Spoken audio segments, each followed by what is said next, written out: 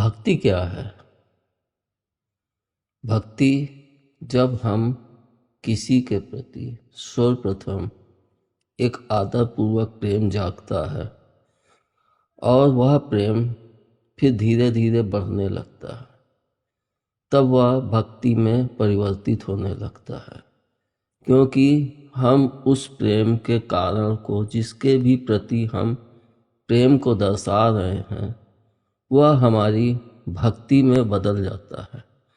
उदाहरण के लिए हम देखते हैं कि एक बच्चा जो होता है पहले अपने माता पिता से प्रेम करता है।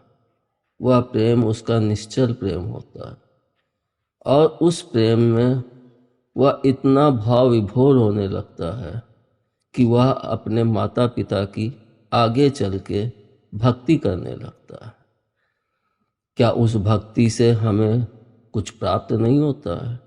जबकि हमारे पूर्वजों ने कहा है कि भक्ति से माता पिता की हमें बहुत कुछ प्राप्त होता है।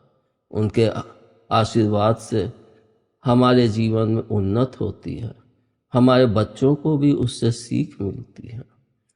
लेकिन वही भक्ति इतनी बढ़ जाती है कि हम अपने इष्ट या अपने माता पिता या अपने गुरु के प्रति वह भक्ति रखते रखते इतनी प्रबल हो जाती है कि वह एक भाव में परिवर्तित हो जाती है और वह भाव ही हमें अपने इष्ट के और करीब ले जाती है। भक्ति में भय नहीं होता है। आप स्वयं बताइए, हम जिस इष्ट का जप करते हैं या जिस गुरु को अपना आदर मानते हैं, उसको उस दृष्टि से देखते हुए क्या हमारे अंदर उसके प्रति कोई भय व्याप्त होता है? नहीं होता है। क्यों? क्योंकि हमें अपने इष्ट, अपने गुरु, अपने माता पिता पर इतना विश्वास होता है कि हमको उसके अंदर कहीं पर भी भय नहीं दिखता है और हम निश्चल होके अपने उस लक्ष्य की ओर बढ़ते हैं और वही भक्ति धीरे धीरे बढ़ती जाती है। आपने पूछा कि भक्ति के बीच में अगर भय आता है तो क्या उसका फल प्राप्त होता है? भय दो प्रकार का होता है। एक भय हमारी भक्ति में सदैव व्याप्त रहता है, जैसे कि हम अपने किसी इष्ट को पूज रहे हैं, उसका जप करते हैं, लेकिन हमारे घर में लोगों को नहीं पसंद है, तो हम उनसे छुपाते हुए अपने इष्ट की या अपने प्रियजन की भक्ति करते हैं, तो वह भय सदैव व्याप्त रहता है। तब हम जब जप में बैठते हैं तो वह भय हमें अपने जप में पूरी तरह से लक्ष्य की ओर नहीं ले जाता है, क्योंकि अंदर एक भय व्याप्त होता है कि कहीं कोई आ ना जाए, कहीं कोई हमें देख ना ले कि हम क्या कर रहे हैं, क्या नहीं कर रहे हैं।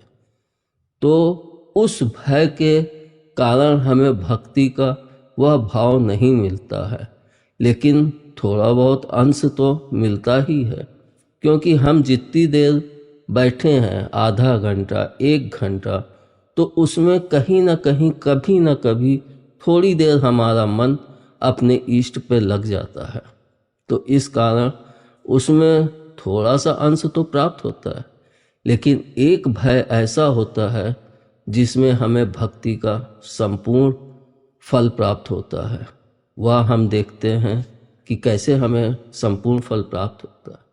आप लोग गौर करिए, जब कभी जीवन में कोई ऐसी परेशानी आ जाती है जिससे हम एकदम से भयभीत हो जाते हैं और एकदम से भयभीत हो के और अपने इष्ट को पुकारने लगते हैं, तो वह भय इतना भयानक होता है कि हम व्याकुल होके दिल से अपने इष्ट को पुकारते हैं और वह पुकार उन तक पहुंचती भी है और तुरंत हमें उसका फल भी किसी न किसी स्वरूप में सामने नजर आता है, तो हम कहते हैं कि हमारे इष्ट ने हमारी पुकार को सुना और हमें इस भय से मुक्त करा दिया। तो भय में से भक्ति भी प्राप्त होती है और भय में भक्ति नहीं भी प्राप्त होती है। क्यों? क्योंकि दोनों के पीछे भाव होता है। पहले भय में हमारे अंदर सिर्फ भाव ये है कि हमारे जप को या हमारे इष्ट के किसी भी पूजन कार्य को कोई देख न ले, तो हम सबसे छुपाते फिरते हैं। मगर वही दूसरे रूप में जब भय उत्पन्न होता है तो हम इतने भयभीत होते हैं, चाहे जो कोई भी जाने या कुछ भी करे, हमें तो अपने इष्ट को पुकारना है कि मुझे इस भय से बाहर निकाले और निकाल के हमें सही और सन्मार्ग की तरफ ले जाए। तो भय से हमें भक्ति का फल भी मिलता है और भय से हमें भक्ति का पूर्ण फल भी नहीं मिलता है। तो यह हमारे भाव के ऊपर होता है। अब हम देखें कि हम इस भय से कैसे मुक्त हों।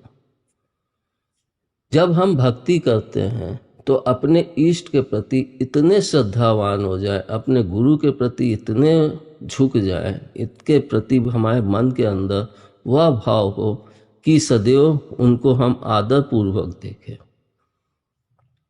तो हमारा भय धीरे धीरे खत्म होने लगता है।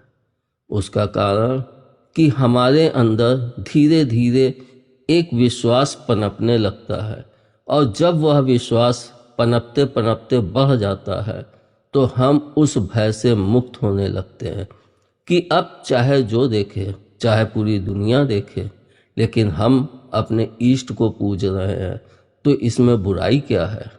कोई बुराई है?